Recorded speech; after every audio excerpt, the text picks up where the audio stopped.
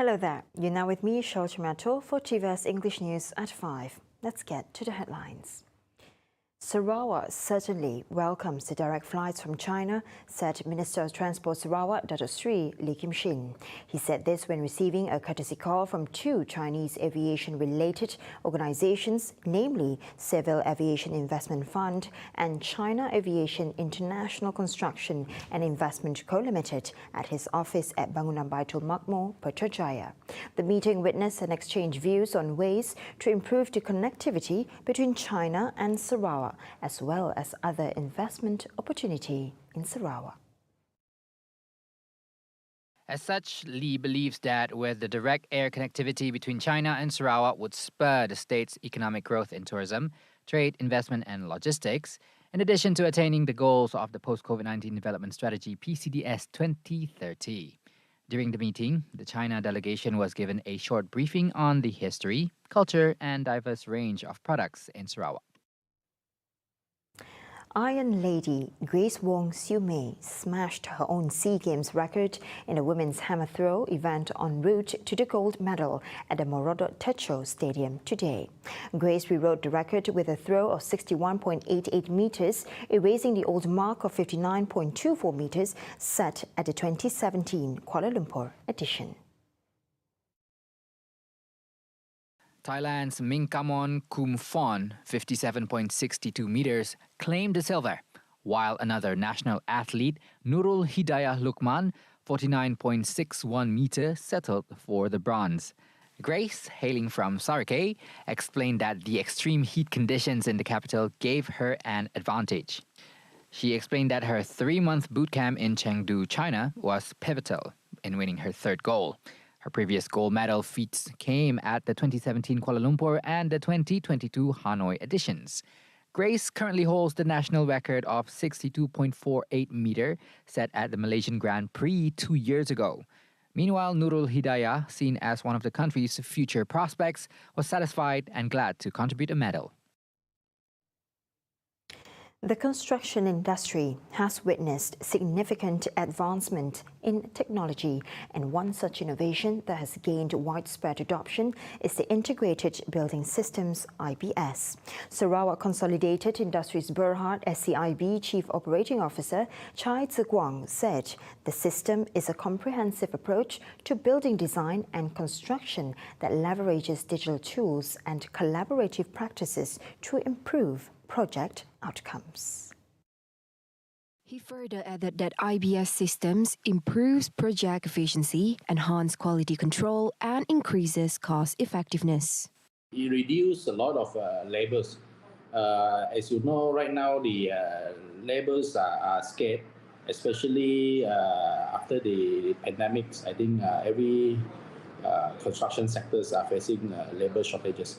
So instead of doing the physical work or doing the form works at the construction site, IBS, we use the system where we fabricated all the components in the factories and later sent to the site. So it will reduce significantly on the labor involved. And the other one is also the major benefit is the increased productivity and efficiencies for constructions, the construction sectors, because we have better planning. We can have better plannings for the work at site. At the same time, Chai said this collaborative approach can also help reduce project delays and costly errors. Another benefit will be it reduces a lot of wastages. As you can see, normally at a construction site,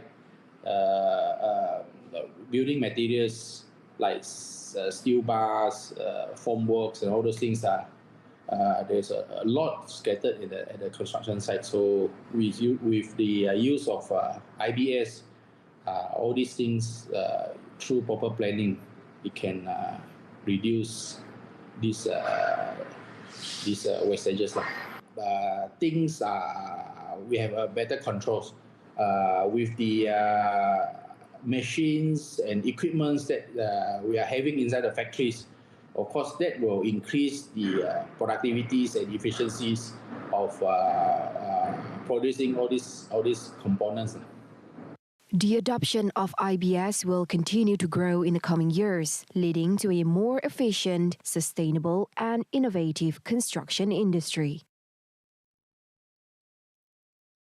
While IBS systems have gained widespread adoption in the construction industry due to its numerous benefits, it's inevitable to have its limitations, especially matters pertaining to logistics in moving prefabricated products to remote areas. The limitations would be like the design of the buildings. Some buildings with the specific or particular design, which I think IBS is not suitable for this kind of method, for this kind of construction method. Then I think these are the limitations. I think for IBS, we are talking about standardization. So we are talking about modular. So if you have a building with repetitive kind of dimension, same dimension, then IBS will be very applicable to this kind of design.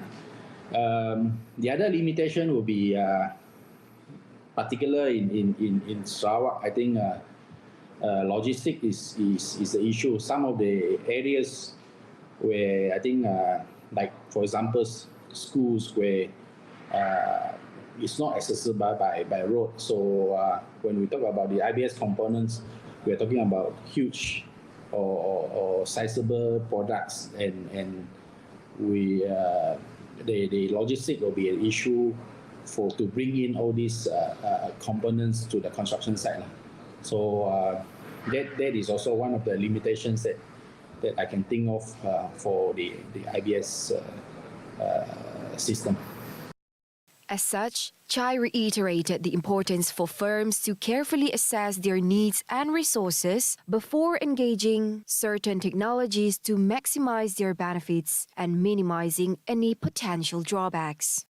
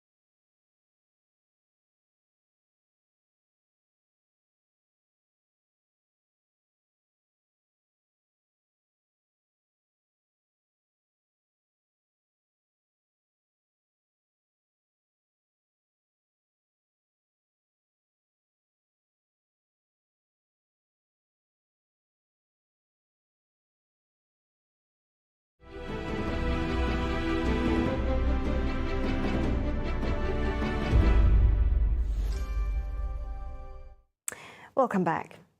Annually, ZAKAT collection across Sarawak will see an increase between 5 to 10%. According to Tabung Baitulmal Sarawak TVS General Manager Datu Abang Muhammad Shibli Abang Muhammad Naili, the increase mainly comes from Zakat Harta, a contribution imposed on Muslims on their income.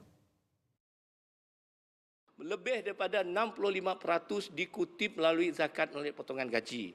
Dan ia begitu mudah sekali dan tidak menyusahkan dan tidak membebankan. Yang penting kita dapat menunaikan kewajipan kita itu.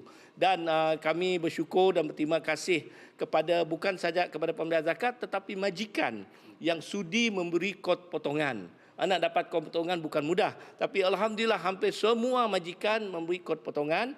Dan kutipan itu telah banyak dapat kita gunakan untuk diagih semula kepada mereka yang berhak dan mereka yang terkesan.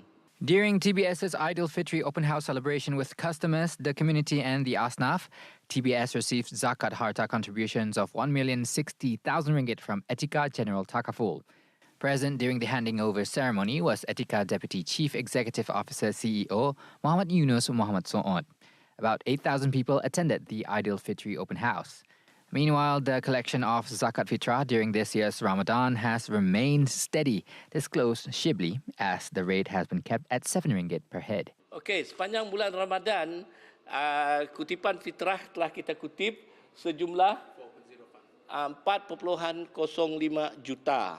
Ini berdasarkan kepada satu orang RM7. Dan Alhamdulillah dia adalah satu tanggungjawab yang kebanyakanlah umat Islam sudah tahu, khususnya zakat fitrah. Dan kita juga menerima zakat harta yang dibayar dalam bulan Ramadan, sepanjang tahun pun ada, dan tapi banyak juga yang membayar zakat harta dan zakat pun meningkat juga.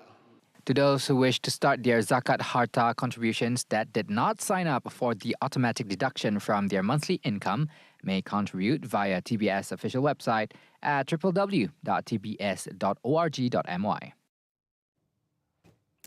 Prime Minister Dato Sri Anwar Ibrahim last night attended the premiere of Anwar, The Untold Story, a film about his life and political struggle. Accompanied by his wife Dato Sri Dr. Wan Azizah Wan Ismail, Anwar said even the film is not 100% true to life, he was indeed moved by it.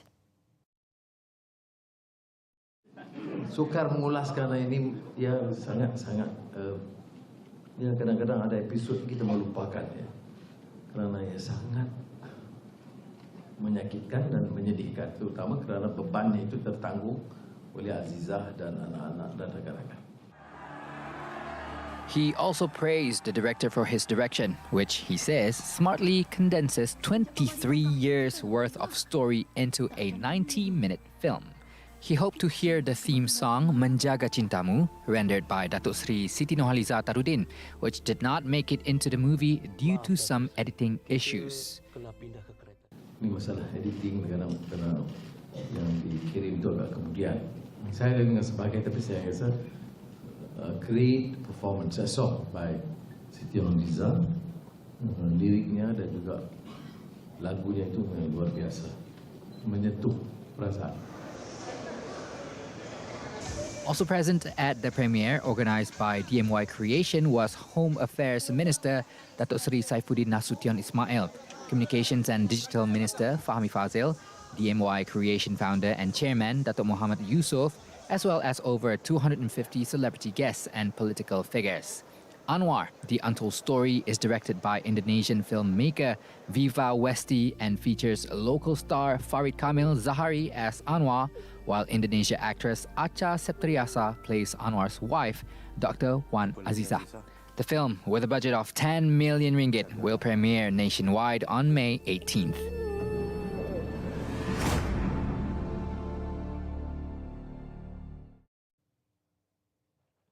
Right, and that's all the time we have for TVS News at 5. I'm Shal Shimato. Thank you for watching.